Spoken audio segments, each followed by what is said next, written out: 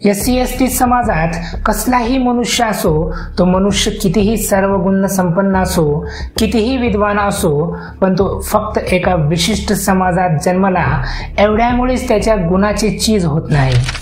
त्यामुळे आपण आपले हक्क प्रस्थापित करण्यासाठी चढाईचे धोरण स्वीकारले पाहिजे। हे धोरण स्वीकारल्याशिवाय या धक्काबुक्कीच्या मामल्यात आपल्याला दुसरा मार्ग नाही। आपल्यावरील अन्याय दूर करण्याचा अत्यंत महत्त्वाचा दुसरा उपाय म्हणजे सरकारी सत्ता प्राप्त करून घेणे होय। आपल्याला चातुर्वर्ण्याच्या चौकटीबाहेर असावे लागते। तरीही चातुर्वर्ण्याची चौकट मोडून आत जायचे असेल तर आपल्याला राजकीय सत्ता हवी। राजकीय सत्ता हातात असल्याशिवाय समाजात वर्चस्व प्राप्त होणार नाही। हल्ली महाराष्ट्रातील ब्राह्मणांचेच एवढे वर्चस्व का आहे? याचे कारण दुसरे काहीही असले तरी त्यांच्या हातात राजकीय सत्ता प्रबळ आहे हे विसरून चालणार नाही। हल्ली महाराष्ट्रातील ब्राह्मणांचे इतके वर्चस्व का याबद्दल इतिहास प्रसिद्ध एक गोष्ट सांगतो। पेशवाईपूर्वी माझ्या प्रांतात राहणारा बाळाजी विश्वनाथ आणि त्याचे जातभाई चित्पावन ब्राह्मण अत्यंत निकृष्ट अवस्थेत होते, परंतु त्यांच्या हातात राजकीय सत्ता आल्याबरोबर त्या समाजाने महाराष्ट्रात प्रमुख स्थान पटकावले आहे। परंतु आज ब्राह्मण समाजाची सरकारी नोकरीतून कायमची हकालपट्टी केली तर ब्राह्मणांचे किंचितही वर्चस्व राहणार नाही। इतर प्रांतात ब्राह्मणांचे कोणत्याही प्रकारचे महत्त्व नाही। गुजरातमध्ये ब्राह्मणांना पानकी आणि स्वयंपाकी याशिवाय महत्त्व नाही। संयुक्त व पंजाब प्रांतातील ब्राह्मण हे महार मागाप्रमाणे ओले अन्न मागून खातात। एकंदरीत आपले हक्क प्रस्थापित करण्याबद्दलचे आपले चढाईचे धोरण व राजकीय सत्ता प्राप्त करून या दोन साधनांनीच आपली अस्पृश्यता आपणास घालून टाकता येईल व इतर समाजाशी बरोबरीचा दर्जा आपणास प्राप्त करून घेता येईल। बेळगाव जिल्ह्यात बहिष्कृत वर्गाची सामाजिक परिषद अधिवेशन पहिले यात पास झालेले काही महत्त्वाचे ठराव बाबासाहेबांनी सांगितले आहेत। ठराव पहिला आहे, अस्पृश्यता मानणे हा कायद्याने गुन्हा समजला जावा। सरकारी लिस्टातून जातीची सदरे अजिबात गाळून टाकावीत। ठराव दुसरा आहे, जन्मावरून कोणालाही श्रेष्ठ किंवा कनिष्ठ न समजणे। वेद, शास्त्र, पुराण व इतर धर्मग्रंथ यात जन्मावरून उच्च नीचत्वाचे प्रतिपादन केले असल्यामुळे या धर्मग्रंथाचा अधिकार न मानणे।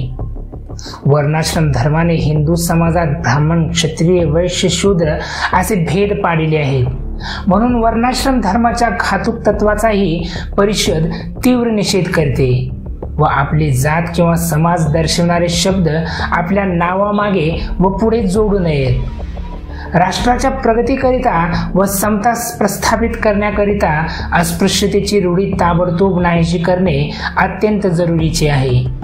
म्हणून समाजाच्या आगर कायद्याच्या दृष्टीने कोणतीही जात उच्च आगर नीच समजली जाऊ नये। तसेच प्रत्येक सार्वजनिक ठिकाणी जाण्याचा समान हक्क असून तो हक्क प्रत्येकाने बजावला पाहिजे। ठराव तिसरा आहे, सरकारच्या धार्मिक बाबतीतील वृत्तीमुळे असंख्य अशा बहुजन समाजास अपमान सहन करावा लागत आहे। त्यांच्या सामाजिक हक्काचा अपमान झालेला आहे आणि त्यांची प्रगती खुंटलेली आहे। म्हणून यापुढे सरकारने धार्मिक बाबतीतील तटस्थपणाचे धोरण सोडून द्यावे आणि बहुजन समाजाचे सामाजिक स्वातंत्र्य रक्षण करण्याचे प्रयत्न करावे। तसेच या बाबतीत समाज सुधारकांच्या वतीने प्रचलित कायद्यात फरक करावा। ठराव चौथा आहे, सरकारने सर्व दरखास्त जमिनी इतपर ज्या समाजातील लोकांची आर्थिक स्थिती फारच हलाखीची असते अशा लोकांना द्याव्या आणि अशा जमिनी देताना त्या प्रथम SC/STच्या लोकांना देण्यात याव्या। या परिषदेचे आणखी असे मत आहे की सरकारने त्यांना उदारपणे जादा रकमा ग्रँट म्हणून देऊन अशा जमिनीची डागडुजी करून मशागत करण्यास उत्तेजन द्यावे आणि सरकारी नोकऱ्यात SC/STच्या उमेदवारांचा भरणा करण्याची सरकारने उदारपणाने तरतूद करावी। SC/ST प्रवर्गातील साक्षरतेचे प्रमाण इतर समाजातील साक्षरतेचे प्रमाणाबरोबर येईपर्यंत SC/ST वर्गातील विद्यार्थ्यांकरिता दरेक जिल्ह्यात कमीत कमी 100 मुलाचे बोर्डिंग काढावे। ठराव 5वा आहे, चांभारांच्या धंद्याची स्थिती अत्यंत हलाखीची झाली असल्यामुळे त्यांचे धंदे शिक्षणाचे वर्ग काढावे व त्या समाजातील लोकांनी सहकारितेच्या तत्वावर चालविलेल्या संस्थांना सरकारांनी सरळ हाताने मदत करावी आणि त्यांच्यातील लायक विद्यार्थ्यास सरकारी खर्चाने त्यांच्या धंद्याचे शिक्षण घेण्याकरिता परदेशी पाठवावे, असे या परिषदेचे मत आहे. ठराव 6वा आहे, मुलाचे वय 20 वर्षाचे असल्याशिवाय व मुलीचे वय 16 असल्याशिवाय त्यांचे लग्ने करू नयेत. कोणत्याही जातीतील, वर्गातील व समाजातील स्त्री पुरुषास मिश्र विवाह करण्याची पूर्ण मोकळीक असावी. लग्न किंवा इतर उत्सव यात SC/ST वर्गाने शक्य तितका पैसा व वेळ कमी खर्च करावा. तसेच सर्व लग्नविधीत एक जेवणापलीकडे अधिक पैसा खर्च करू नये आणि उरलेल्या पैशाचा विनियोग आपल्या मुलामुलींच्या शिक्षणाकडे करावा.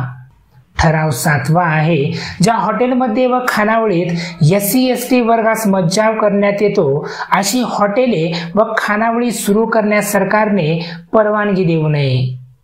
तसेच रेल्वेच्या ताब्यात असलेली हॉटेले व खानावळी यामध्ये SC/ST वर्गांना समतेने वाढविण्याचा रेल्वे अधिकाऱ्यांनी प्रयत्न करावा.